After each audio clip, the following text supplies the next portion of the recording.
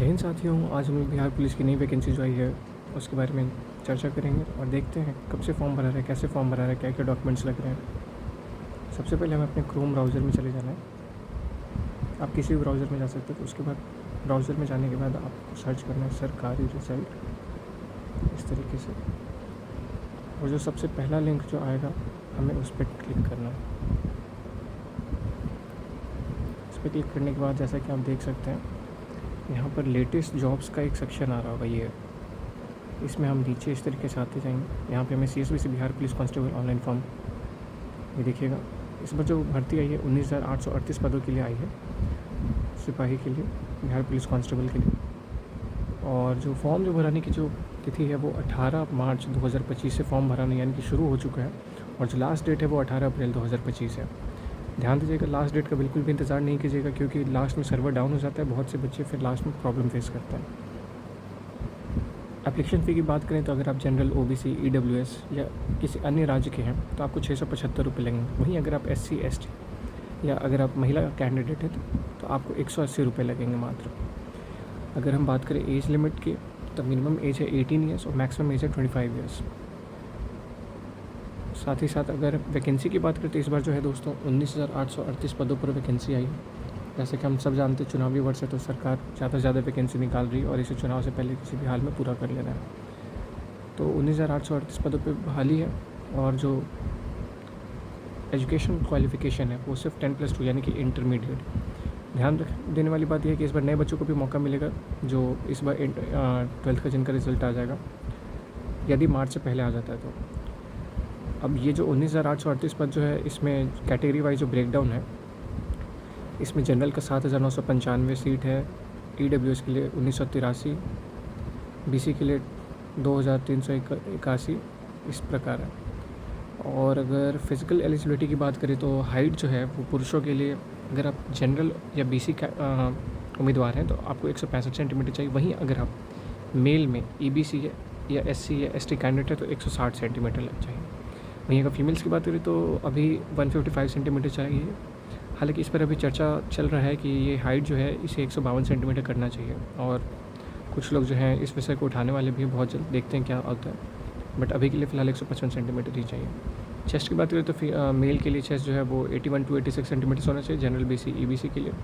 वहीं अगर महिलाओं की बात करें तो उनके लिए ये नहीं मैंडेटरी है। वहीं अगर रनिंग की बात करें तो आपको 6 मिनट में 1600 मीटर दौड़ना रहेगा, और अगर मेल को, और अगर फीमेल को दौड़ना रहेगा तो महिलाओं को 5 मिनट में 1 किलोमीटर दौड़ना है।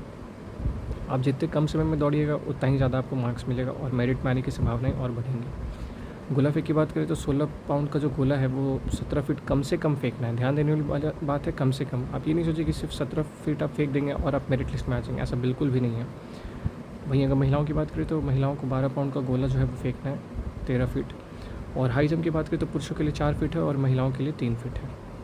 तो ये था फिज़िकल एलिजिबिलिटी।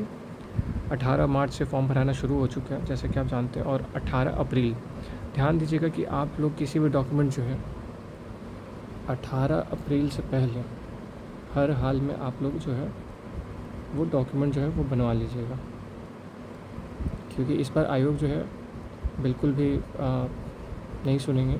पहले से उन लोगों ने CSBC के चेयरमैन ने भी चेतावनी दे दिया है और उन्होंने सचेत किया है कि पहले से डॉक्यूमेंट वगैरह जो कुछ भी आपको बनवाना है बनवा लें। साथ ही साथ फिजिकल की तैयारी करते रहने के लिए भी उन्होंने बोला। और इसी प्रकार जब आप नीचे आ जाएंगे इसी में तो आप देख सकते हैं अप्लाई ऑनलाइन का ये जो लिंक है इस पर आप जा सकते हैं। यहाँ से आप नोटिफिकेशन भी डाउनलोड कर सकते हैं। हम यहाँ अप्लाई ऑनलाइन पे जाएंगे। सबसे पहले आपको जो है रजिस्ट्रेशन करना पड़ेगा, अगर आपने CSBC पे अभी तक भी रजिस्ट्रेशन नहीं किया। तो अगर आप पुराने उम्मीदवार हैं, आपने पहले भी फॉर्म भरा है, तो आप डायरेक्टली फॉर्म भी भर सकते हैं।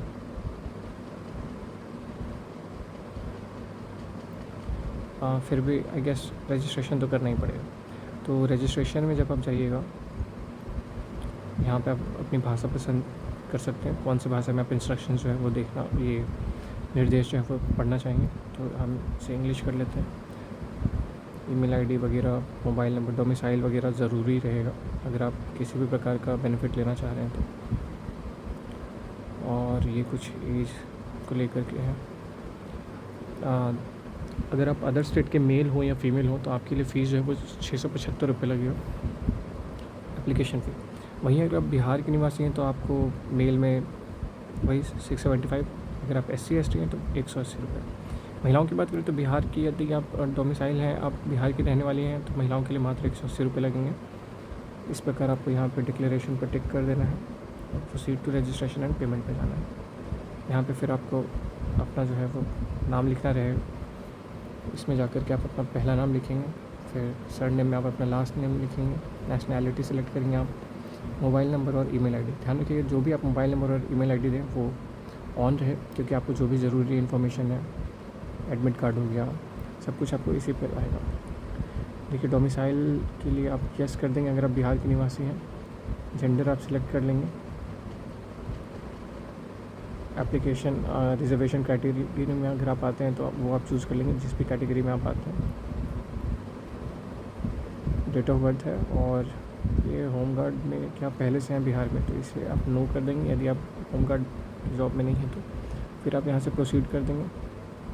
अभी किसी भी प्रकार का डॉक्यूमेंट नहीं लग रहा है, लेकिन बहुत महत्वपूर्ण बात यह है कि 18 अप्रैल से पहले आप किसी भी हाल में डॉक्यूमेंट बनवा लें, क्योंकि फिर जो वो डॉक्यूमेंट है शायद वो वैध नहीं हो डॉक्यूमेंट वेरिफिकेशन के टाइम। तो कहीं ऐसा नहीं हो कि लास्ट में आपको फिर अफसोस हो। और रनिंग की भी तैयारी आप लोग करते रहिए साथ ही साथ, क्योंकि समय कम है, चुनावी वर्ष है, तो सरकार पे भी दबाव है।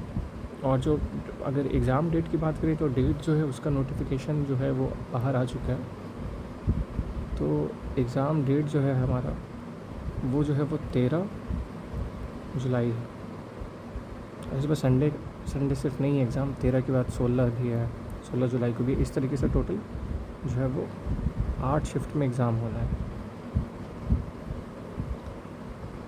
तो आज के वीडियो में बस इतना ही। आप लोग तैयारी करते रहिए, और अगले वीडियो में हम आपको बताएंगे किस तरीके से फॉर्म भरना है, क्या यदि कोई डॉक्यूमेंट लग रहे हैं किस तरीके से अपलोड करना है, कैसे पेमेंट करना है, सब कुछ बताएंगे। तो इस वीडियो के लिए इतना ही। बहुत बहुत धन्यवाद आपका।